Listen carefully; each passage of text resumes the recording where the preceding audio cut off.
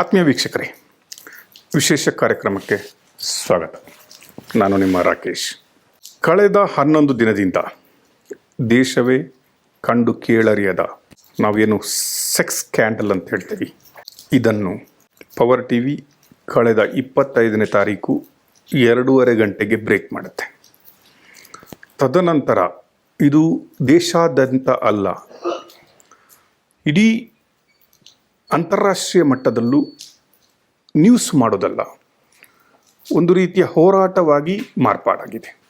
ಈ ಹೋರಾಟ ಏನಿತ್ತು, ಇದು ಮಾಜಿ ಪ್ರಧಾನಮಂತ್ರಿ ದೇವೇಗೌಡರ ಮೊಮ್ಮಗ, ಹಾಸನದ ಈಗಿನ ಸಂಸದರಾಗಿರುವಂತಹ ಪ್ರಜ್ವಲ್ ರೇವಣ್ಣ ಅವರು ಮತ್ತು ಅವರ ತಂದೆಯಾದಂತಹ ರೇವಣ್ಣನವರ ಬಗೆಗಿನ ಸ್ಟೋರಿ ಆಗಿತ್ತು.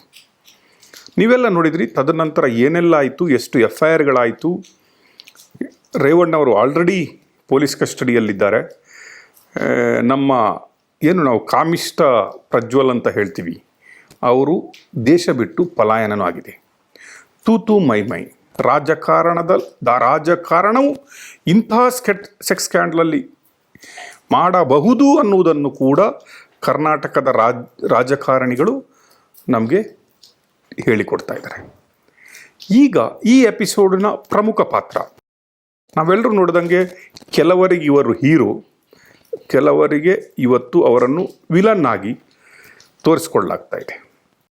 ದೇಶದ ಅತಿ ದೊಡ್ಡ ಒಂದು ರಾಜಕೀಯ ಮನೆತನದ ಮಾಜಿ ಪ್ರಧಾನಮಂತ್ರಿಗಳ ಮತ್ತು ಮಾಜಿ ಮುಖ್ಯಮಂತ್ರಿಗಳ, ಅಲ್ಲದೆ ಮಾಜಿ ಮಂತ್ರಿ ಮತ್ತು ಹಾಲಿ MLA ಅವರ ಸಂಬಂಧಿ ಅಂತಲೇ ಹೇಳುವ ಸಂಸದ, ಜಾತ್ಯತೀತ ಜನತಾದಳದ ಸಂಸದ ಪ್ರಜ್ವಲ್ ಅವರ ಕಾಮಲೀಲೆಗಳು. ಈಗ ಇದನ್ನು ಬಯಲಿಗೆಳೆದವರು ಯಾರು, ಯಾಕಾಗಿ ಎಳೆದ್ರು, ಈ ತೂತು ಮೈನ್ಲಿ ಅವರ ಪಾತ್ರ ಏನಾದರೂ ಇದೆನಾ, ಇದಕ್ಕೆ ರಾಜಕಾರಣ ಏನಕ್ಕಾಗಿ ಅಂಟ್ಕೊಳ್ತು, ಇದು ರಾಜಕಾರಣ ಮೇಲೋ ಅಥವಾ ಸಂತ್ರಸ್ತೆಯರಿಗೆ ಇದರಿಂದ ಏನಾದರೂ ನ್ಯಾಯ ಸಿಗುತ್ತೋ ಇಲ್ಲವೋ ಎನ್ನುವ ಒಂದು ಡೌಟ್ ನಮಗೆ ಬಂದಾಗ ನಾವು ಯಾವುದೋ ಒಂದು ರೀತಿಯಲ್ಲಿ ಕಾಂಟ್ಯಾಕ್ಟ್ ಮಾಡಿ ಇವತ್ತು ಈ ಎಪಿಸೋಡಿನ ನೀವು ಹೀರೋ, ಈ ಎಪಿಸೋಡ್ ಮುಗಿದ ಮೇಲೆ ನೀವು ಅವರನ್ನು ಹೀರೋ ಅಂತಾದರೂ ಜಡ್ಜ್ಮೆಂಟ್ ಮಾಡಿ ಅಥವಾ ವಿಲನ್ ಅಂತಾದರೂ ಜಡ್ಜ್ಮೆಂಟ್ ಮಾಡ್ಬೋದು. ಬಟ್ ಪವರ್ ಟಿವಿಯ ಕಡೆಯಿಂದ ನಿಮ್ಮೆಲ್ಲರ ಮುಂದೆ ಇವರನ್ನು ತಂದು ಸತ್ಯಾಸತ್ಯತೆಯನ್ನು ತಿಳ್ಕೊಳ್ಳುವ ಪ್ರಯತ್ನವನ್ನು ನಾವು ಮಾಡ್ತಾಯಿದ್ವಿ. ಈ ವಿಶೇಷ ಕಾರ್ಯಕ್ರಮಕ್ಕೆ ಈ ಸೆಕ್ಸ್ ಸ್ಕ್ಯಾಂಡಲನ್ನು ಬಯಲಿಗೆಳೆಯುವಲ್ಲಿ ಮೊದಲ ಪಾತ್ರ ವಹಿಸಿದಂತಹ ಪ್ರಜ್ವಲ್ ರೇವಣ್ಣನವರ ಆತ್ಮೀಯ ಸ್ನೇಹಿತನಾಗಿದ್ದಂತಹ, ಮತ್ತು ನೀವೆಲ್ಲರೂ ಅಂದ್ಕೊಂಡಿದ್ದು ಅವರು ಪ್ರಜ್ವಲ್ ರೇವಣ್ಣನವರ ಡ್ರೈವರ್ ಆಗಿದ್ದಂತಹ ಕಾರ್ತಿಕ್ ಅವರು ನಮ್ಮೊಟ್ಟಿಗೆ ಇವತ್ತಿದ್ದಾರೆ. ಕಾರ್ತಿಕ್ ಅವರೇ, ಕಾರ್ಯಕ್ರಮಕ್ಕೆ ಸ್ವಾಗತ. ನಮಸ್ಕಾರ. ರಾಜಕಾರಣದ ಭಾರಿ ದೊಡ್ಡ ಮನೆತನ ದೇವೇಗೌಡರು ಅಂತ ಹೇಳಿದರೆ ಇಡೀ ಕರ್ನಾಟಕಕ್ಕೆ ಮಾತ್ರ ಅಲ್ಲ, ಭಾರತ ದೇಶಕ್ಕೂ ಕೂಡ ಹೆಮ್ಮೆಯ ಪ್ರಧಾನಮಂತ್ರಿ ಅಂತ ನಾವು ಹೇಳ್ತೀವಿ. ಅಂತಹ ಒಂದು ಮನೆತನದ ಸೆಕ್ಸ್ ಸ್ಕ್ಯಾಂಡಲ್, ವಿಕೃತ ಕಾಮದ ಸೆಕ್ಸ್ ಸ್ಕ್ಯಾಂಡಲ್ ಹೊರಗಡೆ ಬಂದಿದೆ.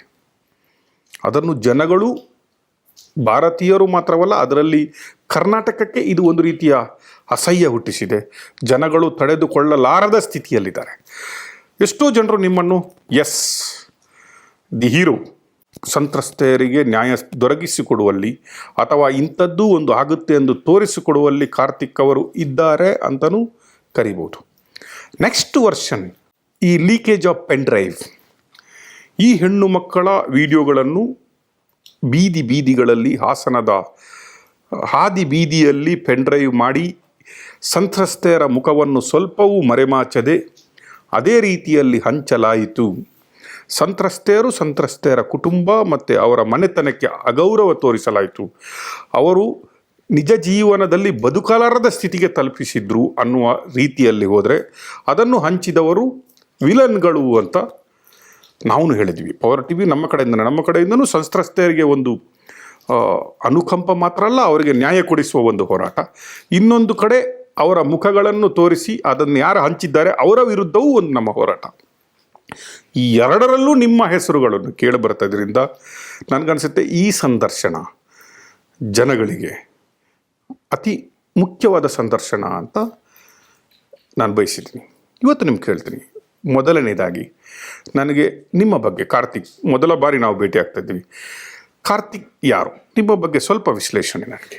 ನಾನು ಒಬ್ಬ ರೈತಾಪಿ ಕುಟುಂಬದಿಂದ ಬಂದಿರೋಂಥ ಒಬ್ಬ ಹುಡುಗ. ಮತ್ತು ಇನ್ನೊಂದೇನು ಹೇಳಬೇಕು ಅಂತಂದರೆ, ಅಂಥ ಶ್ರೀಮಂತಿಕೇನು ಇರಲಿಲ್ಲ, ಒಂದು ಮಿಡಲ್ ಕ್ಲಾಸ್ ಫ್ಯಾಮಿಲಿಯಿಂದನೇ ಬಂದಿರೋಂಥವ್ನು. ನಾನು ಇವರು ಬರೋಕ್ಕಿಂತ ಫಸ್ಟೇ ನನ್ನದೇ ಓನ್ ಟ್ರಾವೆಲ್ಸ್ ಇಟ್ಕೊಂಡು ನಾನು ಬೆಂಗಳೂರಲ್ಲಿ ನಾನು ವಾಸವಾಗಿರ್ತೀನಿ. ಆಕಸ್ಮಿಕವಾಗಿ ಇವ್ರ ಮನೆಗೆ ನಾನು ಭೇಟಿ ಆಗುತ್ತೆ ಎಲೆಕ್ಷನ್ ಟೈಮಲ್ಲಿ.